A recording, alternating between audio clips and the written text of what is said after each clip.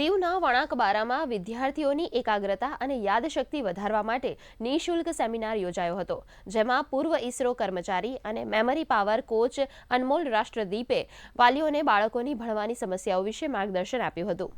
આ સેમિનારમાં બાળકોમાં એકાગ્રતાનો અભાવ, ભણેલું યાદ ન રહેવું અને અભ્યાસ દરમિયાન આવતા અન્ય વિચારો જેવી અડચણોને દૂર કરવા માટેની ટેકનિક વિશે LED સ્ક્રીન મારફતે સમજૂતી આપવામાં આવી હતી।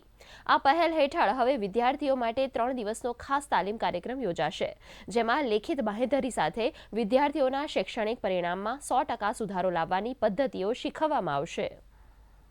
મનુષ્યનું માઇન્ડ જે ગોખે છે it within few days they will forget it। એટલે બાળક ગોખણપટ્ટી ન કરે અને નેચરલ મેમરીથી કામ કરે તો નેચરલ મેમરીને માટે બાળકની પાસે નોલેજ હોવું જરૂરી છે કે બાળકની પાસે સાયન્ટિફિક એની પ્રોસેસ ખબર હોવી જોઈએ, બ્રેન કેવી રીતે કામ કરે અને સાયકોલોજીકલ પ્રોસેસ ખબર હોવી જોઈએ। જો આ બંને પ્રોસેસ બાળક જાણતું હોય તો ડેફિનેટલી પોતાનો સિલેબસ કંઈ સારામાં સારી રીતે યાદ રાખી શકે।